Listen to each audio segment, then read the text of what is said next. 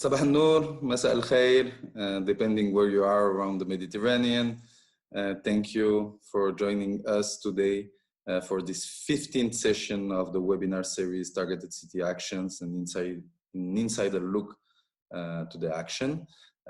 This webinar series are organized by the MC2CM project, the Mediterranean City-to-City Migration Project, that is implemented by ICMPD, UN Habitat and UCLG, and is financed by the European Union and the Swiss Cooperation Development Agency. The session today will have interpretation in English and Arabic. Please note that the Arabic is available under the Russian symbol, as the Arabic symbol is not yet available on Zoom.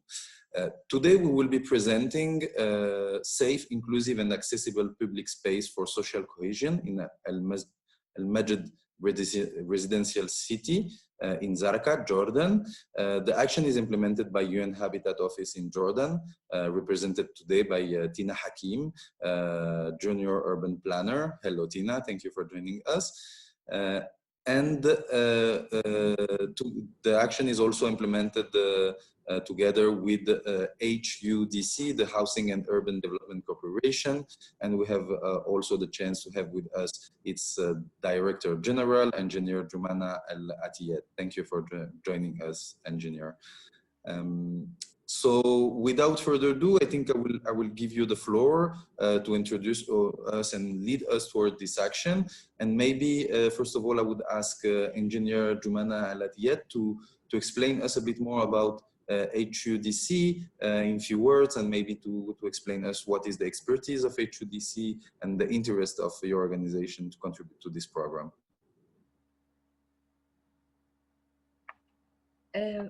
مرحبا جميعا. بتمنى يكون الجميع بخير. المهندسة جمانة اللي هي المدير العام للمؤسسة إجاها إشي كتير ضروري واضطرت تطلع. أنا المهندسة باسي مصعوب، مديرة الاستثمار والشراكة في المؤسسة. رح أعطي موجز عن عمل المؤسسة والتاريخ للمؤسسة. طبعاً المؤسسة العامة للإسكان والتطوير الحضري هي مؤسسة عريقة، تأسست في عام 1966. طبعاً إنشائها كان هو بداية التدخل الحكومي المباشر لتوفير السكن الملائم لذوي الدخل المتدني والمتوسط. مؤسسة الإسكان هي تعتبر المظلة الحكومية الرسمية لقطاع الإسكان. طبعاً مرت في عدة يعني في أكثر من حقبة زمنية. في البداية تأسست المؤسسة بال66، وأيضاً في عام 1980 كان هناك دائرة التطوير الحضري التي تأسست نتيجة الهجرات وقت يعني لما صار عندنا اللجوء للفلسطينيين، فكان لابد من إنشاء هذه المؤسسة حتى تعني بالمخيمات والمناطق العشوائية. طبعاً في عام 1992 تم ضم مؤسسة الإسكان والتطوير الحضري عشان تشكل الآن المؤسسة العامة للإسكان والتطوير الحضري. حققت المؤسسة منذ نشأتها العديد من الإنجازات على صعيد الإسكان والتنمية الحضرية، بل وساهمت بتوجيه النمو العمراني في المملكة. تم تقريباً تقديم حوالي 50,000 وحدة سكنية، إضافة إلى تطوير 29 موقع للسكن العشوائي وتطوير 11 موقع للمخيمات، إضافة إلى الشراكة مع القطاع الخاص الإسكاني. دخلت في طور آخر هو الشراكة مع القطاع الإسكاني. طبعاً أنا كنت بحب كتير إنكم تشوفوا صور لمشاريع المؤسسة، لأن المؤسسة العامة بتاريخها يعني بسنة 80 كان في عنا إنتاج لمدن سكنية، واللي هي زي مدينة أبو نصير اللي هلأ بقطنها حوالي 70,000 مواطن. فكان التوجه إنه إحنا إذا بنعمل، كانت هي في شمال عمان، ف يعني وجود مدينة سكنية أنشأتها المدينة صار يخلينا نتوجه أو نفكر في إنه ننشأ مدن سكنية أخرى في جنوب المملكة زي مدينة أهل العزم. اللي بحب أحكي أكثر على أنه هناك عدة تحديات تواجه قطاع الإسكان في المملكة. عندنا عدة جهات عاملة في القطاع، كان يعني لا يوجد يعني كان لابد من توحيد هذه المرجعيات، عشان هيك تم إنشاء المؤسسة العامة للإسكان. إضافة إلى أنه تم في عام 1989 تم إقرار الاستراتيجية الوطنية للإسكان، والتي لا تزال نافذة لليوم.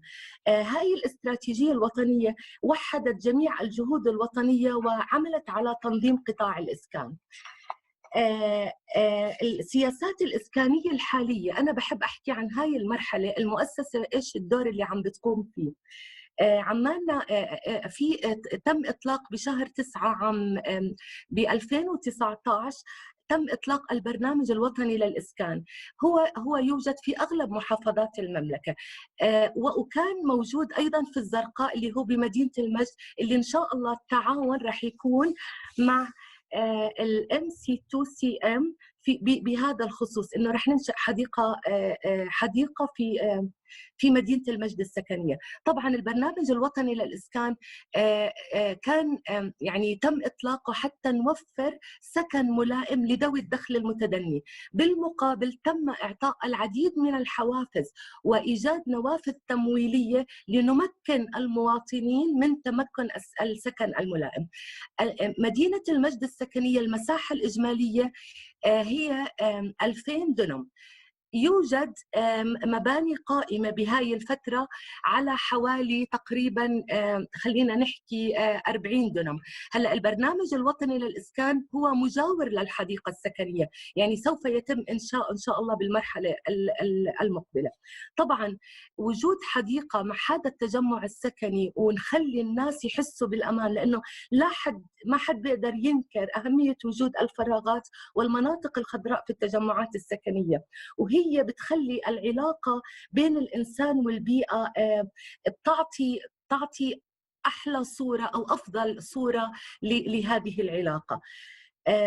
فكان الاختيار، يعني احنا لما اليو ان هابيتات عرضوا علينا انه وين احسن موقع، فبتخيل ان شاء الله في هذا التعاون اللي انا كثير متحمسه والمؤسسه كلها متحمسه ان ننتهي ان شاء الله من المشروع، رح يكون له كثير اثر ايجابي على السكان القاطنين في المنطقه، لانه هم رح يشاركوا في انشاء هذه الحديقه او هذا الفراغ، ورح يكون له اثر كبير في انه هم رح يحسوا بشعور الانتماء والولاء لهذا الفراغ الحضري. فرح يكون إن شاء الله يعني جهد مثمر، وأنا بتمنى إنه يكون عندنا برضه تعاون لاحق بعد ما نخلص هاي المرحلة، لأنه يعني إحنا عادة في مشاريعنا بس نطور أي مشروع بيكون عندي دائما باللاند يوز دائما يتم تخصيص جزء للحدائق في كل مشاريع المؤسسة العامة للإسكان والتطوير الحضري. هذا بيقودنا على أنه من الممكن أن يتم التعاون لاحقا لإنشاء مثل هذه المشاريع بتقنيات جديدة وبأدوات جديدة بتمكن جميع المواطنين من المشاركة في إنشاء فراغاتهم، وإيش الأشياء اللي بيحبوها وإيش الأشياء المطلوبة حتى هم يعتنوا فيها، وإنه استدامة هذا الفراغ.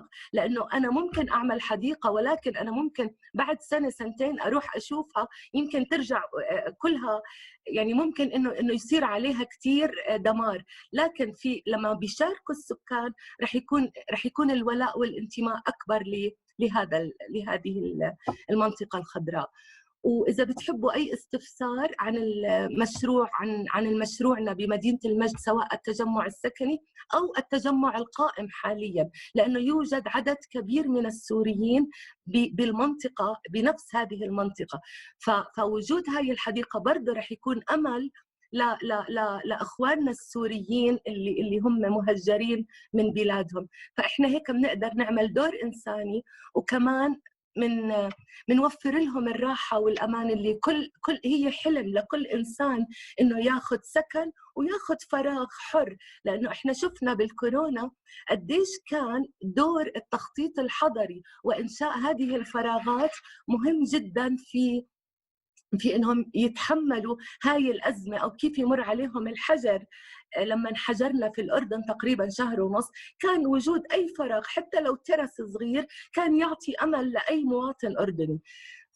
فهي رح تقودنا لانه احنا رح يصير عندنا معايير جديده للتخطيط الحضري، ورح ندرس اليات جديده في يعني صار عندنا رؤيه اخرى رح يتم تحديث عليها. رح نحكي عن صمود المدن، رح نحكي عن يعني كل هاي الامور ان شاء الله بالمراحل اللاحقه رح تكون. بس باخر شيء بحب احكي على انه احنا إن شاء الله رح يكون عندنا تحديث للاستراتيجية الوطنية للإسكان في المرحلة اللاحقة، وسيتم إصدار قانون لتنظيم قطاع الإسكان رح يحكم جميع العمليات، رح يلبي الحاجة السكنية بطريقة أفضل للمواطنين، رح يكون في عندي قطاع إسكاني ريادي ذكي، لأنه الرؤية تغيرت الآن بالمؤسسة. أنا عم بحكي عن قطاع إسكاني مستدام قادر على تحمل يعني قادر على أنه يواجه أي أزمة أو أي كارثة بالمستقبل. ويعني يعني هذا اللي بقدر أحكي، إن شاء الله أكون خلصت بالوقت المناسب. شكراً. هلو. شكرا جدا. Thank you very much, Engineer Basima Lassoub. You're the Director of Public-Private Partnership at HUDC. Sorry for my mistake at the beginning. We had a switch, last moment switch of speaker, but we're very happy to have you with us. And I think you did a quite good introduction to the role of HUDC, to the context in Jordan, and in particular in Zarqa and in Al Majd residential area. Would like maybe now to get into bit of more details of the action, and I will invite Tina Al Hakim to take the floor. Maybe Tina, if you want also to share your screen, so we can you can guide us a bit toward the action. And my first question to you, linking with what Engineer Basima Lassoub has been saying, it's why this action was needed. No, could you explain us a bit why you decided to implement this action? What were the main needs that that has been already somehow appointed by Engineer Basima? But could you take us toward this? And just before letting you the floor, I would just also inform our participants that they can already start to ask questions on the chat. We will open a moment of exchange at the end of this meeting, but do not hesitate to write your question all along the webinar, and we'll come back to this later. Tina, the floor is yours. Tina, we are sharing the screen for you, so just let us know when you need us to pass slides. All right, so hi everyone. I'm going to present, as Lamine introduced, the second TCA in Jordan, Safe, Inclusive and Accessible Public Space for Social Cohesion in Al Majd City, Zarqa. Yes, next slide, please. So why is this action needed? So I'm just going to give a general overview about Zarqa. It's the third largest city in Jordan. It's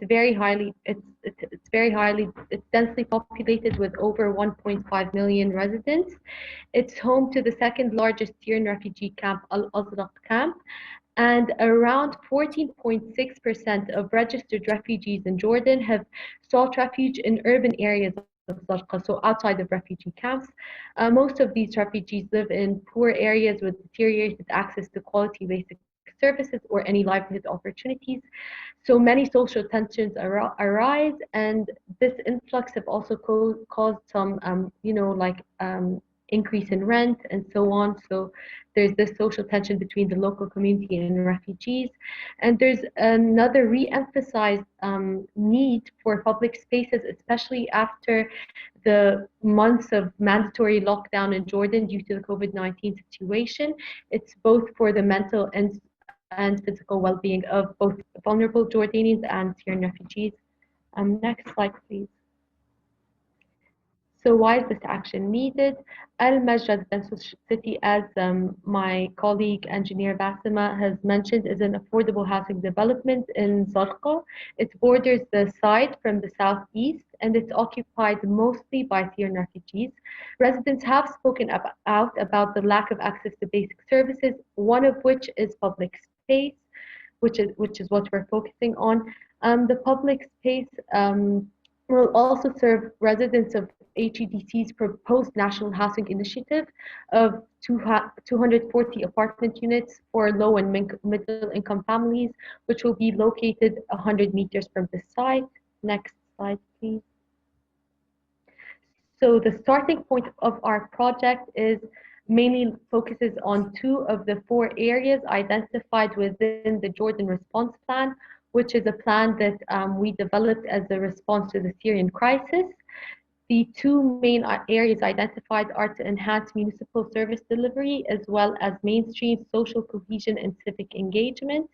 It also works towards achieving the Zarqa local economic development mission, which is to engage citizens through participatory planning, which we're doing and you can hear about later on, and provide them with better services.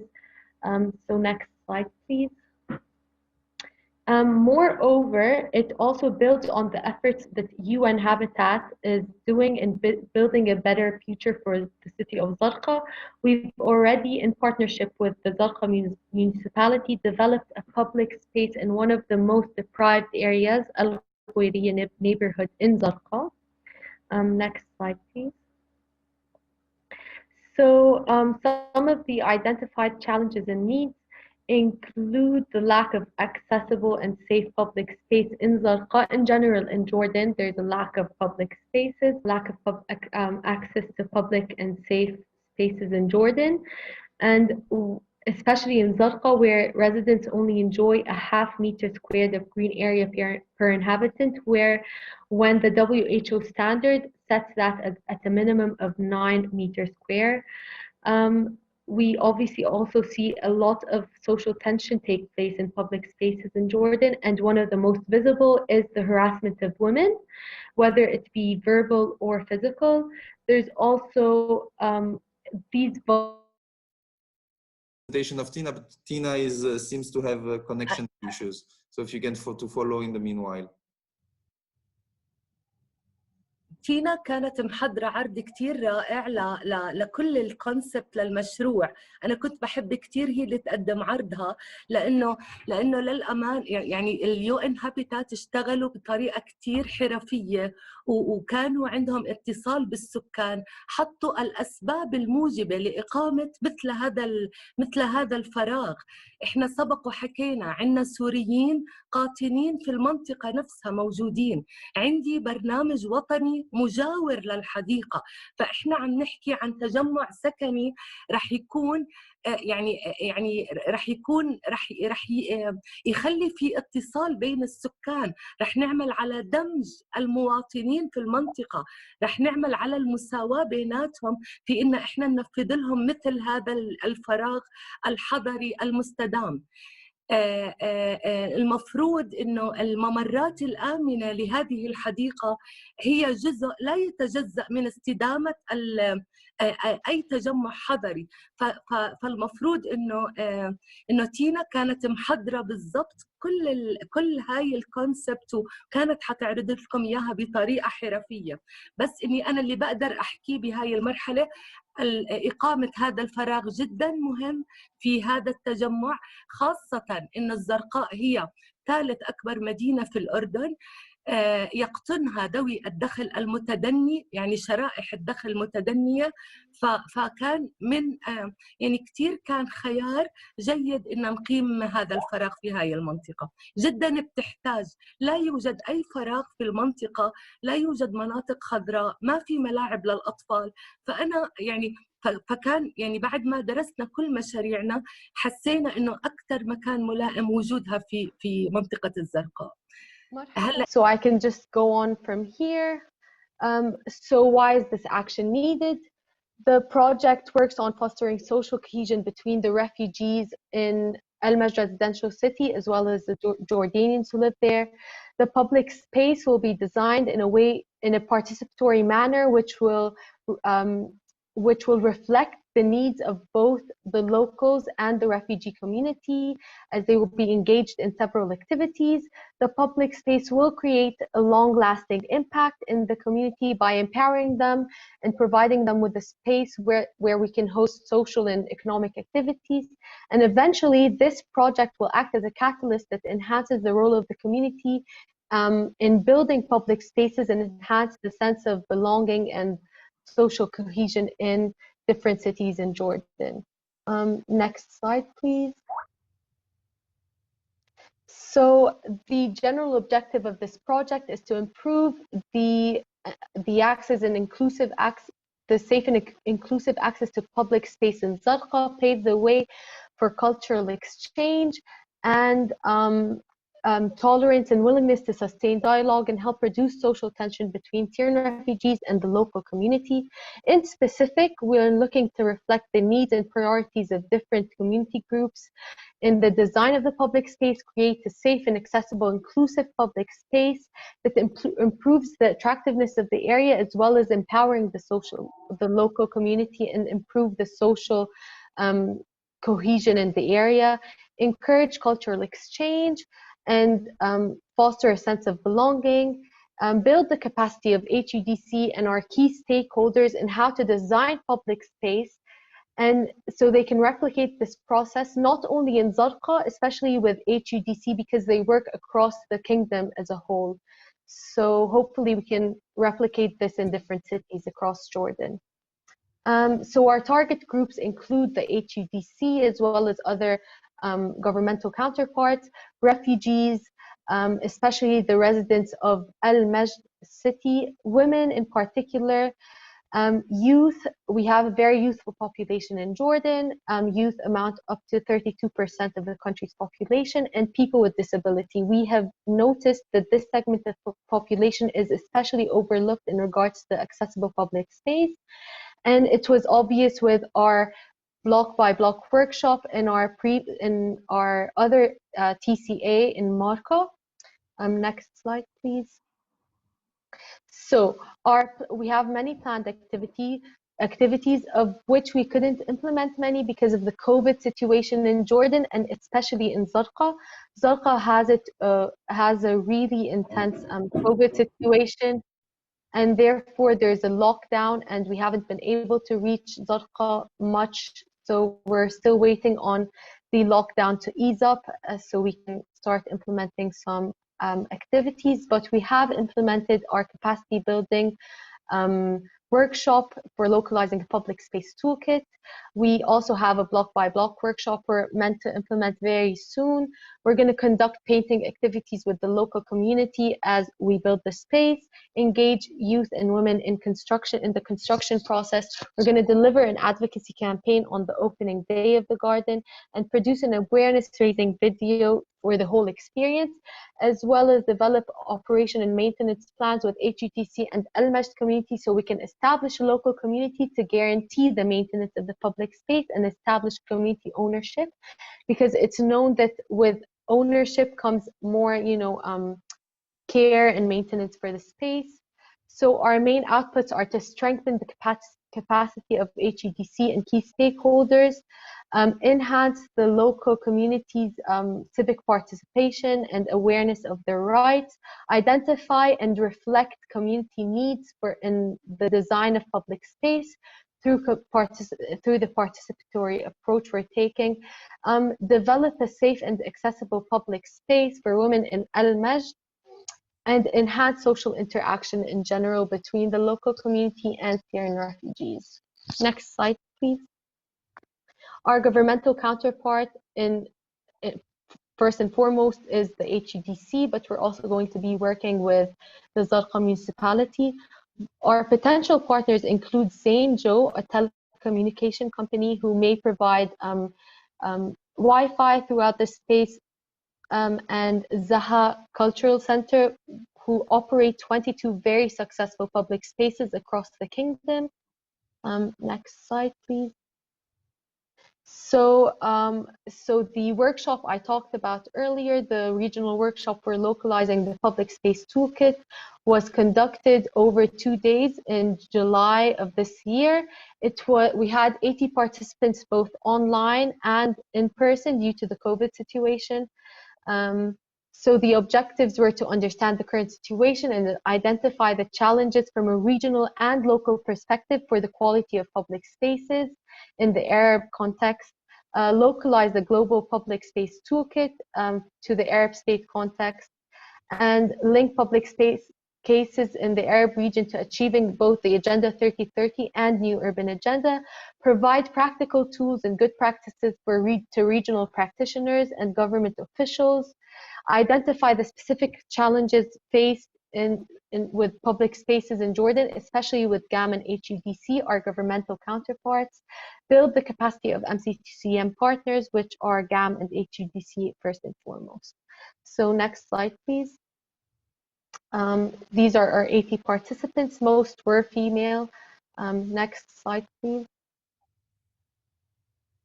We had many interactive activities which happened online, but we were able to participate, you know, like with the people who were physically there as well. We were able to identify the main issues with public spaces in Jordan, in the Arab region, and which tools we can localize and use in our context as the Arab world. Next slide, please. So at the end of the 2-day workshop, the participants came up with recommendations which can be the way forward in localizing the public space toolkit for the Arab states. And these recommendations were mainly the need for a cultural shift of the attitudes of Jordanian community towards public space. So we have to work with the community on how to better understand and how to better access public space, how to maintain it, how to take care of it, establish ownership. There's a need to strengthen the partnership, the public-private partnership. There is a need to strengthen the participatory process, which we're working on with our governmental counterpart. There is a need to improve the maintenance mechanism, which is we're also looking at making it more participatory. And there's a need to also develop a customized toolkit for the creation and improvement of safe and accessible public space in Jordan. Next slide, please. We can skip this. I've already talked about the COVID situation. So the block by block workshop has not taken place yet, but it's an initiative that uses the video game Minecraft as a public participation tool to co-design the public space with the local community. Minecraft, for whoever doesn't know it, is like a digital Lego sort of game where you can design and build cities and spaces. So this initiative ensures a bottom-up approach to participatory planning. And so we mainly look at involving youth and women in the design of public space, and as well as people with disability. Next slide, please. So we've already built the model on Minecraft. So it's this one on the right. And we've seen with our previous experience with the block by block workshop in Marca how we should definitely include people with disabilities, because they made sure to highlight how important it is to make spaces accessible, especially because we lack such spaces in Jordan. So we look forward to implementing this activity hopefully next month or the coming, if the COVID situation eases up. Next slide, please. So how will this action respond to the identified needs and challenges? So it's using 3 different components. The first being capacity building of our governmental counterparts, so the HUDC, on how to design safe and inclusive public spaces. And this was done through organizing a regional workshop, It's also through capacity building of the local community and Syrian refugees on their engagement and importance of participating in creating a space and maintaining it in the future. The second component is the participatory approach we're taking, which is the MC2CM, the block by block workshop, the art graffiti local community thing that's going to take place, as well as establishing a local committee to follow up on maintenance, and this will further ensure ownership. The development of an open space as a tangible intervention. When we develop a space, it's going to obviously fulfill the needs of having a public space in Al-Majd, which was highlighted and mentioned by the residents of Al-Majd, that there's a lack of access to public space. So yeah, that's that. The expected impact of our project is creating a social and economic and environmental, as well as other benefits to the residents of Al-Majd city. This will help alleviate social tension, as well as increase cohesion. It will foster social cohesion and interaction, and build a sense of belonging to the community, to the space, sorry. It will encourage dialogue and economic development through the activities we'll be able to hold in this, within the space once it's developed. It will enhance the community's role in society by giving them the opportunity to voice their needs and contribute to the implementation and maintenance of a public space. It will also provide HUDC with the necessary tools to replicate and expand the impact of this project across the whole country. Since I mentioned before, they work across the kingdom, not only in Zarqa. And it will also improve the attitudes and behaviors related to refugees. So there's a very negative connotation maybe when related to refugees. So maybe through that, through fostering social cohesion and interaction between both the local community and Syrian refugees, we can create a sort of more positive attitude. So yeah, that's it. Are there any questions? Thank you very much, Tina. I think it has been a very interesting and deep presentation. You really took us through the action. We see that there is already a lot of work that has been done, still a lot to do. Unfortunately, as you said, I imagine that the COVID-19 situation is also creating troubles, even more when you want to have a participatory approach and you're working about public spaces where people should meet, where exactly not the easiest thing at the moment. I have a question on the chat from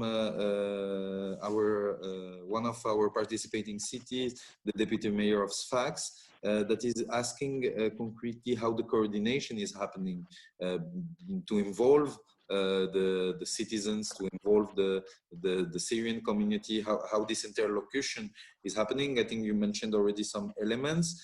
And I would add one layer to this. It's how did you plan to do it in the normal conditions, and how are you managing or planning to do it in view of the new normal that we're living, which indeed I think is also limiting a lot the options to bring people together. If you can maybe quickly answer to this. Yes, I'll quickly answer it. So to answer the first question about how we contact or ensure Syrian refugees are involved in the participatory approach, is usually through the contact information that our governmental counterparts have. So for example, GAM or HUDC. HUDC will be able to contact residents of Al-Majd city, which are mostly Syrian refugees. They'll be able to give us their contact details so we can involve them and invite them to any public participatory activities, such as the block by block workshop that's going to happen. So it's usually through our with the help of our governmental counterparts, because they usually have their information already, the contact information already. And also through visiting the site, we usually are able to, you know, approach people and ask them if they're interested. So that's how we usually did it pre-COVID, but now we can't even reach Zarqa, so it's probably going to be through HEDC. And pre-COVID, we would have liked a more, you know, physical approach to the block-by-block workshop. For our previous block-by-block workshop in Marqa, it was both physical and online. So to ensure social distancing, we split participants into 2 rooms, made sure we abided by the social distancing measures, and our colleagues from the headquarters were able to join us virtually online and give the workshop and, you know, help via Zoom. So that worked out. We were present physically with some of the kids, but we weren't able to give the Minecraft workshop. It had to be our colleague from headquarters because they're more informed about the whole situation, the whole game, and so on. So it was both physical and virtual. But I think moving forward, if the COVID situation does not get any better, it may have to be virtually without any physical interaction. And hopefully through our experience with half virtual, half physical workshop that did already happen and was very successful, we can maneuver through the situation and create another successful workshop, but it's still not very clear. Hopefully it will get more clear as time passes and the COVID situation sort of gets better. We hope so. I think here also another question, I mean, that is coming to my mind, which is more a reflection, is what about social cohesion? And I think your program, the action you're presenting, clearly aim to generate more social cohesion, to a better understanding, a better connection between the national residents and the foreign residents in Zarqa. And indeed, the COVID-19 is creating a moment where people are not meeting. And how do we work around social cohesion? How do we ensure this intercultural dialogue, this participatory approach?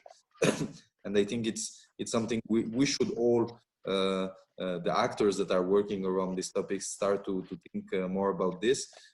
Probably the COVID-19 situation may also have impacts that we are not seeing yet, but in the long run on these aspects of social cohesion, because a lot of the activities, the programs that were foreseen to try to change the narrative, to bring people together, to co-create the cities together, have to be rethought now, and that's a very important challenge for all of us. I would like maybe just the last, as I already asked you the question, Basima, come back to you on the sustainability dimension. I think Tina also mentioned now the importance of raising capacities of the partners, of the different stakeholders. How do you see, maybe just shortly, but how do you see the sustainability of these actions in the future, and how do you see also the learnings? Tina mentioned the will that you will be able in the future to also replicate other parts. If you can give us a word on this.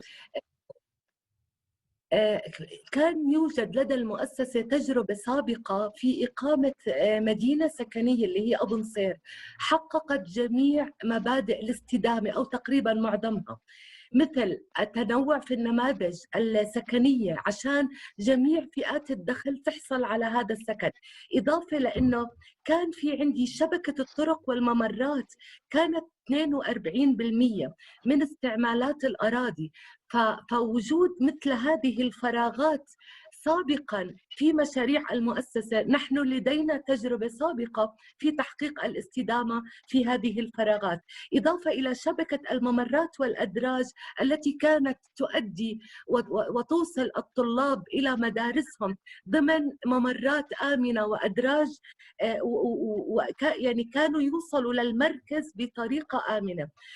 أيضا كان متوفر مواقف السيارات، كان يوجد مساحات خضراء. جميع هذه التجارب كانت عندنا سابقا بمدينة أبو نصير اللي تقريبا ببداية الثمانينات تم إنشائها، وهي نموذج إحنا بنعتبرها نموذج رائع لإنجازات المؤسسة. هلأ اللي بتوقعه في هذا المشروع إنه إذا إحنا شاركنا، لأنه إحنا الآن ما عم نستطيع الوصول للقاطنين في المنطقة، رح نحقق الهدف في مشاركة المجتمع المحلي، إضافة إنه لابد من وجود دور لاستدامتها من خلال صيانة إنه مثلا ممكن يكون في عندي نشكل من المجتمع ناس يديروا هذا الفراغ، فيعني ممكن نحقق الاستدامة في إنه فعلا مشروعنا ينجح، وهذا يكون نموذج نقدر نطوره في مناطق أخرى إن شاء الله في البرنامج الوطني للإسكان. بتصور إنه إذا اشتغلنا مع بعض وإن شاء الله الوباء يروح عن الجميع، إحنا ممكن نوصل لنتائج ونوصل لهدف هذه الشراكة اللي بيننا وبينكم إن شاء الله، وبتطلع لشراكات أفضل مستقبلية.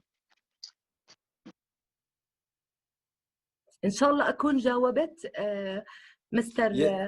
Yes, you did definitively. I think you brought, thank you, Basima, you brought important elements here.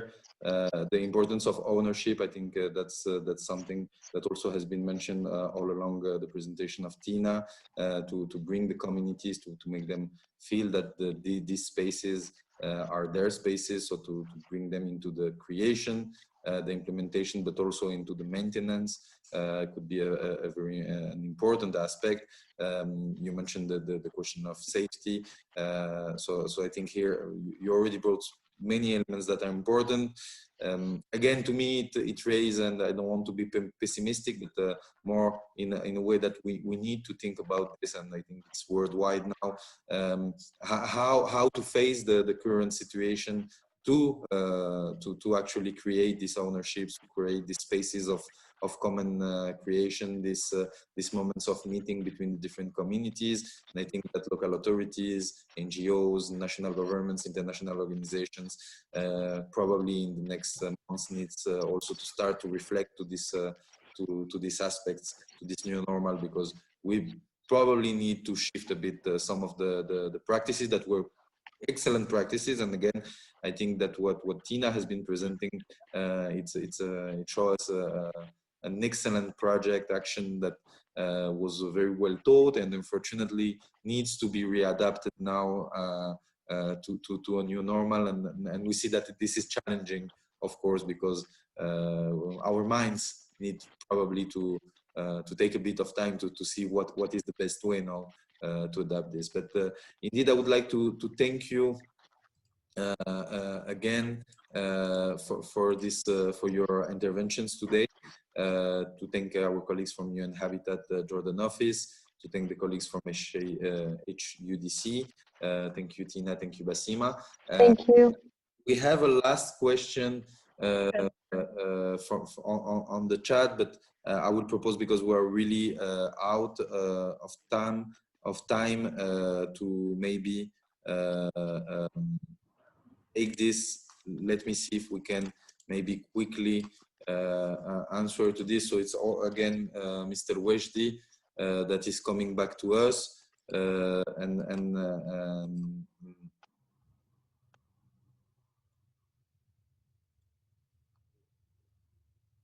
I would propose, because we're really out of time, so Mr. Weshdi, if you allow us, we will take your question and answer you by email directly. Really sorry, but we are already really over time today. Thank you very much for your participation, Basima. Thank you, Tina. Thank you. all participants to keep following us. شكرا كثير، بتمنى أشوفه بالواقع هذا المشروع. أنا عن جد بتمنى أشوفه خلص، يعني إنه المرة الثانية إن نشوف فعلا مشروع بالمرحلة القادمة إن شاء الله. شكرا جدا بسيمة، شكرا تينا. I invite all participants to keep following us on the social media at Urban Migration. We also have on Twitter, we also have our LinkedIn page, and I would invite you also to join us next week for the 16th and the last webinar. It will be on an action that is being implemented in Casablanca, together with the city of Casablanca and the UN Habitat Office for the Maghreb region, and that is aiming at enhancing the contribution of migrants to the city development. So thank you again for our speakers today, and I see you all next week for the last session of this webinar series. Have a good day. Bye-bye. Thank you. Bye.